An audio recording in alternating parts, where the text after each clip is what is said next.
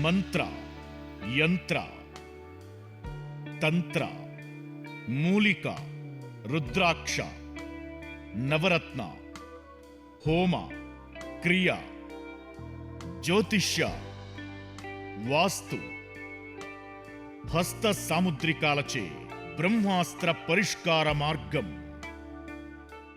శ్రేయం గురుదత్త. ఆత్మీయులందరికీ స్వాగతం. మనకు ప్రత్యంగిర అమ్మవారి గురించి తెలిసినటువంటి విషయమే.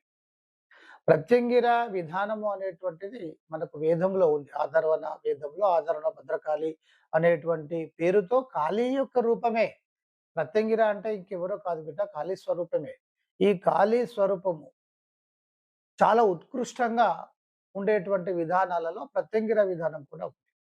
ఈ ప్రత్యంగిర విధానాన్ని ఎందుకు చేస్తారు అంటే జనరల్‌గా అయితే ఎలాంటి మీకు నక్షత్ర గ్రహ దోషాలు కావచ్చు, అలాగే విపరీతంగా మీరు ప్రయోగ బాధలతో ఇబ్బంది పడేటువంటి వారు ఈ విధానాన్ని గనుక అనుసరించినట్టయితే ప్రత్యంగిర మంత్ర ఉపదేశానుసారం తీసుకుంటే దాని యొక్క ఫలితం అమోఘంగా ఉంటుంది. జనరల్‌గా కూడా సరే కొంత చేయండి చేస్తాం గురుగారు అంటే అది వేరే విషయము. ఇక్కడ ఈ ప్రత్యంగిర ఏం చేస్తుందంటే ప్రతిక్రియ చేస్తుంది. అంటే చెడు ఎవరైతే మనకు ఏదైనా చెడుని పంపిస్తారో దానిని తిప్పి పంపించేటువంటి విధానం అంతా కూడా మనకు దీనిలో ఉంటుంది. ఈ ప్రత్యంగిర విధానంలో ఒక ప్రత్యేకంగా ఉంటుంది. కనుక ఇది చాలా శక్తివంతమైనటువంటి విధానం. ఒకానొక సందర్భంలో విపరీతంగా సమస్యలు ఎదురై ఈ రాక్షసుల చేత విపరీతంగా ఇబ్బందులు పడుతూ ఉండేటువంటి సందర్భంలో త్రిమూర్తుల వల్ల కూడా ఇది అసాధ్యం అనేటువంటి పరిస్థితులలో ప్రత్యంగిర ఉద్భవన జరిగింది. సో, ఇక్కడ ఈ ప్రత్యంగిర విధానం ఏమిటంటే సమస్తమైనటువంటి చెడును తీసివేయడంలో చాలా గొప్పగా పనిచేస్తా ఉంటుంది. మరి వారాహి చేద గురుగారంటే వారాహి ఏ దేవి విధానము, ఏ దేవతా విధానము దేనికదే ప్రత్యేకంగా ఉంటుంది. ఇక్కడ సందర్భం వచ్చింది కాబట్టి ఒక విషయం చెప్తున్నాను. శివము అంటే నిరాకారము, శుభము అని అర్థం. అది నిరాకార స్వరూపం. ఈ శివతత్వంలో నుండే సమస్తం వస్తాయి. శివతత్వంలో నుండి అంటే నిరాకార స్వరూపంలో నుండి ఓంకారము, ప్రణవము అనేటువంటిది ఉద్భవన జరిగింది. ఈ ప్రణవంలో నుండే అన్నీ కూడా మళ్ళీ వచ్చినాయి. ఇక్కడ శివం నుండి శివతత్వం నుండి కదలిక వచ్చినప్పుడు ఈ కదలికలోనే మళ్ళీ ఈశ్వరుడు, పరమేశ్వరుడు చూడండి సదాశివుడు ఇలా రావడం జరిగింది. అయితే మనం ఏమనుకుంటామంటే ఈశ్వరుడు, శివుడు ఇవన్నీ కూడా మళ్ళీ శివతత్వమే ఆ శివుడే ఆ నిరాకార స్వరూపమే అనుకుంటాం.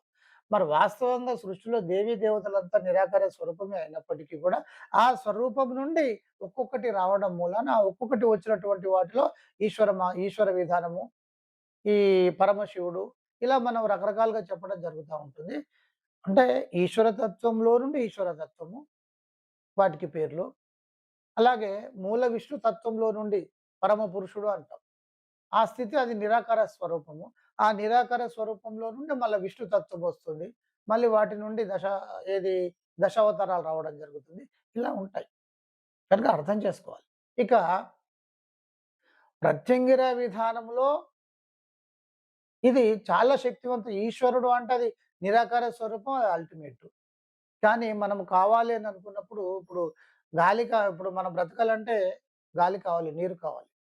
ఆ నిరాకార స్వరూపం డైరెక్ట్‌గా ఏది రాదు. కానీ ఆ నిరాకార స్వరూపమే ఆకారం దాల్చి ఇవన్నీ మనకివ్వడం జరిగింది. ముందు మనం వీటిని గుర్తించడము అనేటువంటిది, కృతజ్ఞతగా ఉండడం అనేటువంటిది అత్యంత ముఖ్యమైనటువంటి అంశం. ఇక్కడే ఏం చేయలేవు. ఇంకా మీరు ఒకదాన్ని ద్వేషిస్తూ సృష్టి అంతా సమస్తం తానే అయినప్పుడు ఒకదాన్ని ద్వేషిస్తూ ఇంకొక దాన్ని మీరు ఎలా ప్రేమిస్తారు? అంటే డ్యూయల్ మెంటాలిటీ ఉంటే అది మీకే ఇబ్బందవుతుంది. సరే. ఇక ప్రత్యంగిర దేవి యొక్క ఉద్భవన జరిగిన తర్వాత సమస్తమైనటువంటి శత్రువులందరినీ కూడా నిర్మూలన చేయడం జరిగింది. ఇక్కడ శత్రువులు అంటే ఈ నెగెటివ్ ఎనర్జీని పరిపూర్ణంగా తీసివేయడం జరిగింది. ఇక ఈ ప్రత్యంగిర విధానంలో ఎలా ఉంటుందంటే శతసహస్ర సింహ వదనే జ్వాలా జిహ్వే అంటే ఇప్పుడు సహస్రార చక్రము అంటాం. వాస్తవంగా ఇది అనంతమైనటువంటి చక్రం. శ్రీచక్రం అంటే అనంతమే. అయితే ఇక్కడ కూడా అనంతము అనేటువంటి దానికి బదులుగా ఇలా సహస్రం అనేటువంటి ఆ పేర్లతో కొన్ని సందర్భాలలో వాడడం జరుగుతా ఉంటుంది. అంటే విపరీతమైనటువంటి, అనంతమైనటువంటి శక్తి అనేటువంటి దానికి ప్రతీకగా సహస్రాలు. మీకెన్ని తలలుంటాయంటే, సహస్ర తలలుంటాయి. శతసహస్రాన్ని కూడా కొన్ని సందర్భాల్లో వాడుతూ ఉంటాము. ఇక మించింది లేదు. బాగా అల్టిమేట్ అనేటువంటి వాటి కోసం కొన్ని సందర్భాలలో అఘోర కాళికి ఇలా కొన్ని వాడుతూ ఉంటాం. అంటే అంత శక్తివంతంగా ఈ ప్రత్యంగిరాదేవి పనిచేస్తుంది. అయితే వీటికి సంబంధించినటువంటి విధి విధానాలు పర్ఫెక్ట్‌గా తెలుసుకొని చేయడం అనేటువంటిది చాలా గొప్పగా ఉంటుంది. సరే, ఏ దేవి దేవత విధానమైనా సరే మనము చేసుకుంటూ వెళ్తే రిజల్ట్ అనేటువంటిది వస్తుంది. ఇక్కడ ఒకటుంటది. ప్రత్యంగిర తీవ్రంగా మీరు చేసిన కొలది మీ వాక్కు ఫలిస్తుంది. మీకు వాక్కు ఫలించడం అనేది జరుగుతుంది. అంటే మీరన్నది జరుగుతుంది. అక్కడ జరగకపోయేటువంటి పరిస్థితి ఉన్నా కూడా అది జరుగుతుంది. కొంతమంది తెలిసినటువంటి వారు ఏం చేస్తారంటే, గురుగారు మాకు మంచి ఆశీర్వచనం కావాలని చెప్పేసేసి నమస్కారం చేసేసి, ఆశీర్వచనం కోసం ఎదురు చూస్తూ ఉంటారు. ఎందుకు అంటే, సాధన చేసి ఉన్న వారి యొక్క వాక్కు ఫలిస్తుంది. వాక్కు ఎలా ఫలిస్తుంది అంటే, నక్షత్ర గ్రహ దోషాలు తీవ్రంగా ఉండి అతడు పతనమయ్యేటువంటి పరిస్థితి ఉన్నా కూడా, లేదు మీరు శుభంగా ఉంటారు, మీరు కోరుకున్నవి జరుగుతా ఉంటాయి, మీకు అష్టైశ్వర్యాలు లభించి తీరుతాయి అని జెప్పేసి ఆశీర్వచనం చేయడం మూలాన, ఈ వాక్కు ఫలితం అనేటువంటిది ఉంటుంది కనుక ఇది దేవ విధానం. వాక్కు ఫలించడం అంటే దేవతా శక్తి అలా చేస్తుంది. సాధన చేయడం మూలాన అది ఎవరికైనా వస్తుంది. పండితులకే అనేది ఉట్టి మాట. పండితులకు అనేటువంటిది ఈ పండితులు చాలామంది ఏం చేస్తారంటే అందరిని నేను దృష్టిలో పెట్టుకొని అనడం లేదు. చాలా వరకు ఎలా ఉంటుంది అంటే వీళ్ళు ఈ సబ్జెక్ట్‌లో నేర్చుకునేటువంటి విధానం ఉంటుంది కానీ సాధన తక్కువగా ఉంటుంది. మీరు ఎంత సబ్జెక్ట్ నేర్చుకున్నా కూడా వాక్కు ఫలించదు. సాధన చేస్తేనే మీకు వస్తుంది. అయితే మనం ఎక్కువగా ఈ సబ్జెక్ట్ తీసుకోవడం వల్ల మానసిక మట్టం అనేటువంటిది చాలా క్లియర్‌గా ఉంటుంది. ఎలా ముందుకు వెళ్ళొచ్చు అనేటువంటిది చాలా స్పష్టంగా తెలుస్తుంది. అలా తెలిసిన తర్వాత కనుక మనం ఉపాసకులు గనుక అయితే, లేదా తెలుసుకుంటూ ఉపాసన చేసినట్టయితే అద్భుతమైనటువంటి ఫలితాలు పొందుతాయి. దానికేం లేదు. అయితే ఇక్కడ పామరుడు మీకు జ్ఞానం లేకపోయినా కూడా విపరీతంగా సాధన చేస్తే సమస్తము తన ఆధీనంలోకి రావడం అనేది క్రమంగా జరుగుతా ఉంటుంది.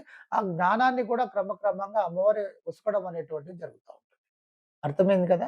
కనుక ఇక్కడ సాధన చేసేటువంటి వారికి ఆ శక్తి ఉంటుంది కనుక, మనము ఆశీర్వచనం చేసినప్పుడు అది ఫలిస్తుంది. అందుకని ఒక మంచి ఆశీర్వచనం ఇలా కావాలని మేము కోరుకుంటున్నా గురుగారు. మీరది చేయండి అని చెప్పేసేసి ఆ నమస్కారం చేయడము అనేటువంటిది హృదయపూర్వకంగా వాళ్ళు ఆ విధంగా చేసినప్పుడు, గురుగారు కూడా హృదయపూర్వకంగా ఆశీర్వచనం చేసినప్పుడు ఖచ్చితంగా వాక్ అనేటువంటిది ఫలిస్తుంది. అయితే మరి ఏ గురువు అని అనుకున్నప్పుడు సాధన పరుడైనటువంటి గురువు ద్వారా ఇది ఖచ్చితంగా జరుగుతుంది. సాధన లేనిది మరి ఫలించదు కదా బిడ్డ! ఇది అసలు అందులో ఉండేటువంటి నిగూఢం. కనుక వాక్కు ఇప్పుడు శని దోషం ఉండదు. నీకేముండదు బిడ్డ, ఏ గ్రహ దోషాలు ఉండవు. నీకు అన్నీ అనుకూలంగా మారుతాయి అంటే, ఈ శక్తి ప్రభావం చేత అది మారుతుంది. మళ్ళీ ఆ వ్యక్తి గనుక కొంత బాగైన తర్వాత మళ్ళీ తన పూర్వం యొక్క స్థితిలోకి వెళ్తే అది మళ్ళీ అందుకోవడం అనేటువంటిది జరుగుతూ ఉంటుంది. ఇది అంటే కర్మ, నిర్మూలన, శక్తి ఇవన్నీ కూడా దగ్గరకి దగ్గరగా ఉండేటువంటి విషయాలు. చాలా తెలుసుకుంటే గాని ముందుకు వెళ్ళలేము. కానీ వాక్ అనేటువంటిది ఫలిస్తుంది. ఈ ప్రత్యంగిర విధానంలో, వారాహి విధానంలో చాలా శక్తివంతంగా వాక్ అనేటువంటిది ఫలించడం అనేది జరుగుతుంది. అయితే అది మంచన్నా జరుగుతుంది, చెడన్నా జరుగుతా ఉంటుంది. అందుకని ప్రత్యంగిర ఉపాసన చేసినా, వారాహి ఉపాసన చేసినా కూడా మీరు కొంచెం జాగ్రత్తగా ఉండాలి. అసలు ఆ ఇబ్బంది లేకుండా నేను ఇచ్చేటువంటి విధానంలోనే నేను చెప్పడం జరుగుతూ ఉంటుంది. మంత్ర విధానంలోనే ఆ విధానాన్ని క్రోడీకరించి ఎట్టి పరిస్థితుల్లోనూ వాళ్ళకి ఏదన్నా మాట జారిన శత్రువుల విషయంలో కాకుండా వారి యొక్క పరివారం విషయంలో అలా జారినా కూడా ఏం కాకుండా ఆ విధానం అంతా కూడా ఇవ్వడం జరుగుతా ఉంటుంది. ప్రత్యంగిర మహా గొప్ప దేవత బిడ్డ. మీరు ఏం చేయాలి అంటే బిడ్డ ప్రతిసారి కూడా సరే, మనకు ట్రెడిషన్ ఉంటుంది. మన సంస్కృతి ఉంటుంది. మన సంస్కృతి ప్రకారం ఏదైనా మన కార్యక్రమాలు అనుకుంటే పూజారి ద్వారా మనం చేపించుకుంటాం. ఓకే. అది సంతోషమే. మన దేవాలయాలను మనం సంరక్షించుకోవాలి. మనం సపోర్టింగ్‌గా ఉండాలి. కానీ దానితో పాటు దానికన్నా ముఖ్యమైనటువంటి విషయం ఏందంటే మీరు చైతన్యవంతం కావడం. మీరు ఎదగడం. మీరు నాలెడ్జ్‌ని పెంచుకోవడం. మీరు కొంత సాధనా పరులు కావడం. ఇగ ఇలా అయినట్టయితే మీరే ఇంకొక 10 మందికి మార్గదర్శకంగా నిలుస్తారు. ఎలాంటి ఇప్పుడు సనాతన ధర్మానికి ఏ విధమైనటువంటి ఆపద వచ్చినా కూడా మీరు ముందుకు ఉండగలుగుతారు. ఇంకో 10 మందిని మీరు చాలా అవలీలగా తయారు చేయగలుగుతారు. ఆ దైవశక్తి మీకెప్పుడు తోడుగా, మెండుగా ఉండడం జరుగుతుంది. ఎప్పుడు అంటే అది సాధన చేస్తూ ఉండేటువంటి సందర్భంలో మాత్రమే జరుగుతుంది.